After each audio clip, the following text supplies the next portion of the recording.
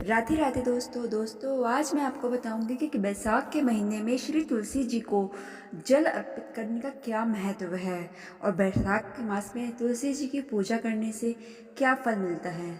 दोस्तों, बैसाख के महीने में श्री तुलसी जी को जल अर्पित करने का बड़ा महत्व है। बैसाख मास में क्योंकि सूर्य के ताप में वृद्धि हो जाती है। आप जानते हैं कितनी गर्मी, कितना गर्म मौसम होता है और इसीलिए जल दान करने से श्री हरि अत्यंत प्रसन्न होते हैं।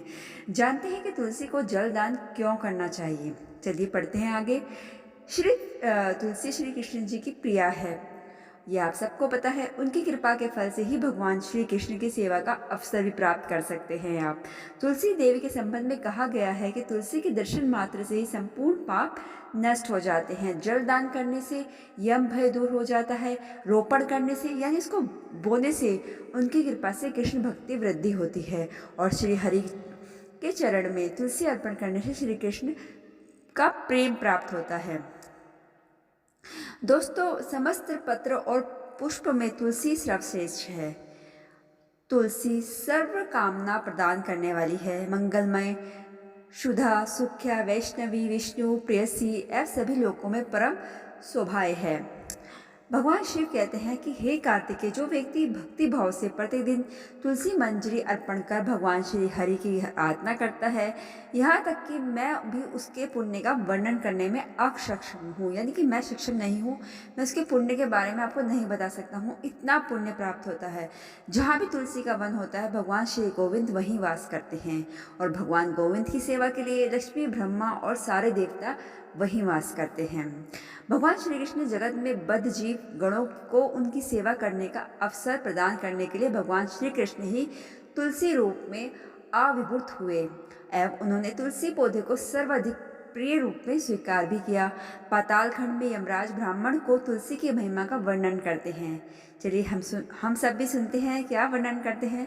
बैसाख में तुलसी पत्र द्वारा श्री हरि की सेवा के प्रसंग में वह कहते हैं कि जो व्यक्ति संपूर्ण बैसाख मास में अनन्य भक्ति भाव से तुलसी द्वारा त्रिसंध्या भगवान श्री कृष्ण की अर्चना करता है, उस व्यक्ति का और पुनर्जन्म नहीं होता, यानी वो जन्म और मरण के चक्कर से हट जाता है, छूट जाता है और उसको ये पुनर्जन्म के चक्कर में नहीं पड़ना पड़ता। तुलसी देवी की अनंत महिमा अनंत शास्त्रों में वर्णित है, लेकिन यह महिमा असीमित है लेकिन अनंत है। जो सबको शिरोधार्य है, उपास्य है, जीवन मुक्ता है, मुक्तिदायिनी है और श्री हरि की भक्ति प्रदान करने वाली है, वह समस्त विश्व को पवित्र करने वाली है। ऐसी समस्त विश्व को पवित्र करने वाली विश्व पावनी तुलसी देवी को हम लोग सादर प्रणाम करते हैं। दोस्तों, समग्र वैदिक शास्त्रों के संकलन करने वाली तथा संपादक श्री व्यास देव तुलसी की महिमा कहते हुए बोलते हैं। पद्म पुराण के षष्ठ खंड में कहते हैं, तुलसी देवी की पूजा, कीर्तन, ध्यान, रोपण और धारण पाप को नाश करने वाला होता है और इसमें परम गति प्राप्त होती है। जो व्यक्ति किसी अन्य को तुलसी द्वारा भगवान श्री हरि की अर्चना करने का उपदेश देता है और स्वयं भी अर्चना करता है, वह भी श्री माधव के धाम में गमन करता है। केवल तुलसी देवी के नाम उच्चारण मात्र से ही श्री हरि प्रसन्न हो जाते हैं और इसका परिणाम स्वरूप पाप समूह नष्ट हो जाते हैं और अक्षय पुण्य प्राप्त हो जाते हैं। पद्म पुराण के ब्रह्म खंड में कहा गया है, गंगा आदि समस्त पवित्र नदी एवं ब्रह्मा, विष्णु, महेश्वर, पुष्कर आदि समस्त तीर्थ सर्वथा तुलसी दल में विराजमान रहते हैं। समस्त पृथ्वी में 3.5 करोड़ तीर्थ हैं, वह तुलसी उद्गमन के मूल में तीर्थ निवास करते हैं। तुलसी देवी की कृपा से भक्त वृंद कृष्ण भक्ति प्राप्त करते हैं और वृंदावनवास की योग्यता अर्जित करते हैं। वृंदा देवी यानी तुलसी देवी समस्त विश्व को पावन करने में सक्षम है और सबके द्वारा ही पूज्य है। दोस्तों, आपको एक जरूरी बात बताऊं, हम तुलसी देवी जी को जो जल अर्पित करते हैं, यानी जो जल दान करते हैं और जल दान करने के बाद जो जल बच जाता है, यानी उनके गमले में जो जल रह जाता है, उसका भी विशेष महत्व वर्णित किया गया है और इस विषय में एक कहानी भी बताई गई है। चलिए मैं आपको वो कहानी बताती हूँ कि क्या है। एक समय एक वैष्णव तुलसी देवी को जल प्रदान कर और परिक्रमा करके घर वापस जा रहे थे। कुछ समय पश्चात एक भूखा कुत्ता वहां आकर तुलसी देवी के मूल में पड़े हुए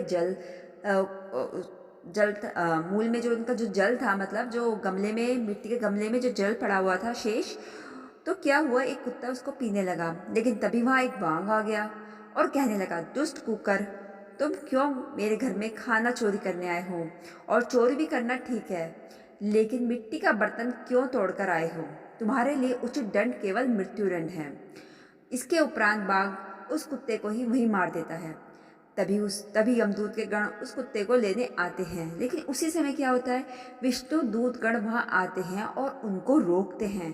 कहते हैं यह कुत्ता पूर्व जन्म में जघन्य पाप करने के कारण नाना प्रकार के दंड पाने के योग्य हो गया था। ठीक है, उसको बहुत दंड लगना था, वो बहुत पापी था।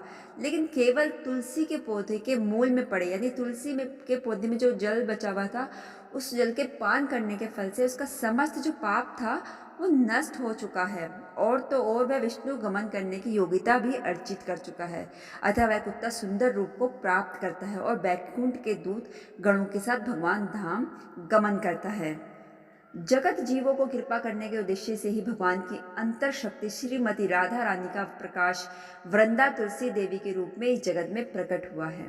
उसी प्रकार भगवान श्री हरि भी व्रत जीवों को माया के बंधन से मुक्त करने के लिए विचित्र लीला के माध्यम से अपने अभिन्न स्वरूप शालिग्राम शीला रूप में प्रकाशित हुए।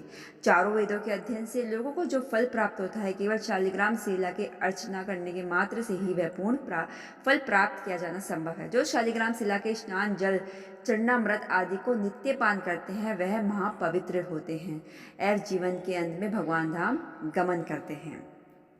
दोस्तों, ये मैंने आपको पूरी वैशाख महीने में तुलसी महिमा बता दी। अब मैं कुछ उपाय बताती हूँ, कुछ विशेष पूजा बताती हूँ तुलसी की। दोस्तों, जो ये वैशाख महीने की जो शुरुआत हो चुकी है वो 21 अप्रैल 2024 को हो चुकी है और रविवार से शुरू हुई थी, जो कि 21 मई 2024 मंगलवार तक रहेगी। ऐसे में आप वैशाख महीने में आपको तुलसी पर क्या उपाय करने चाहिए, चलिए अब वो जान लें। गुरुवार का दिन माँ तुलसी को समर्पित होता है। ऐसे में इस दिन उनकी विशेष पूजा करने से भक्तों को विशेष लाभ भी मिलते हैं।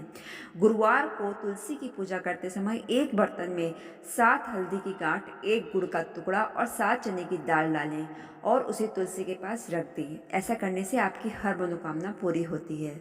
जल में हल्दी मिलाकर भी अर्पित करना चाहिए। वैशाख के महीने में जब आप तुलसी में जल चढ़ाएं तो एक कटोरे में जल लेकर उसमें थोड़ी सी हल्दी डालें और इसे अर्पित करें। हल्दी और पानी को हाथ में लें और अपनी मनोकामना मन में बोलते हुए तुलसी को अर्पित कर दें। इससे इच्छाओं की पूर्ति हो सकती है। गुरुवार को जलाएं आटे का दिया। इसके अलावा हर गुरुवार को वैशाख के महीने में अगर तुलसी के पास शाम के समय आटे का दिया जलाया जाए और उसमें घी की बाती रखी जाए तो इससे तुलसी मैया बहुत प्रसन्न होती हैं और भक्तों पर असीम कृपा बरसाती हैं। दोस्तों, यहाँ पे कुछ लोगों को पता नहीं होगा कि आटे का दिया कैसे होता है, तो मैं उन लोगों के लिए बता दूँ। आप थोड़ा सा गेहूं का आटा है उसको थोड़ा गूँथ लें। गूँथ के उसको अच्छे से गूँथने के बाद उसका जो आकार है वो दिए के रूप में बना लें और उस दिए के अंदर आप घी की बाती लगाएं और तुलसी माता को घी की बाती से ही आरती करें। तो ये होती है आटे का दिया। और वैशाख महीने की एकादशी भी बहुत खास है। वैशाख महीने में आने वाली एकादशी पर तुलसी की पूजा का भी विशेष महत्व होता है।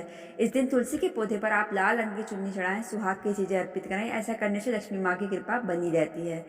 इस बार वैशाख महीने में जो एकादशी आ रही है वो आ रही है 4 मई 2024 को। तो इस दिन भी आप तुलसी मैया की पूजा कर सकते हैं। तो दोस्तों, ये थी पूरी जानकारी जो मैंने आपको दे दी। आपको ये जानकारी कैसी लगी मुझे ज़रूर बताइएगा और मेरे चैनल को प्लीज़ लाइक, सब्सक्राइब और शेयर जरूर कीजिएगा। आपसे हाथ जोड़कर विनती है। और दोस्तों, अगर मुझसे कुछ भूल हो गई हो इस पूरी वीडियो में तो मैं उसके लिए भी आपसे हाथ जोड़कर क्षमा मांगती हूँ। तो आप अब वैशाख महीने की अगर आपकी पूजा पाठ छूट गई है तो आप इस वीडियो को देखने के बाद अभी से शुरू कर दें और मेरे साथ मिलकर बोलिए जय तुलसी मैया।